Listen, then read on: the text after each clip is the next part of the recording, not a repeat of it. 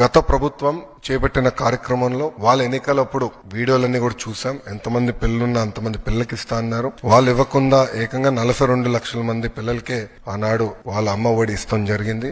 కూటమి ప్రభుత్వ అధికారులకు వచ్చిన తర్వాత అది ఇప్పుడు 67,27,000 మంది పిల్లలకి ఈ రోజు నిధులు జమ చేస్తాం జరిగింది.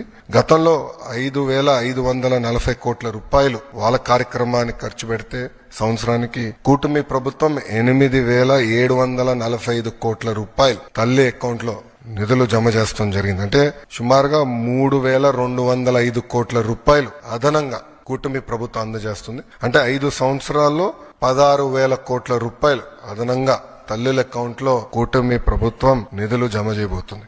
మళ్లీ ప్రజలందరూ చెప్పేది ఒకటే, ఎంతమంది పిల్లలున్నా అంతమంది పిల్లలకు మేము ఇస్తాం. అర్హులు ఎంతమంది ఉన్నా వాళ్ళకి ఈ కార్యక్రమం అందించాలనేది గౌరవ ముఖ్యమంత్రి గారు మాకు ఆదేశాలు జారీ చేస్తాం జరిగింది. ఇప్పుడే నేను గౌరవ ఫైనాన్స్ మంత్రి గారితో కూడా కూర్చుని మీ ఇద్దరం కూర్చుని రివ్యూ చేశాము.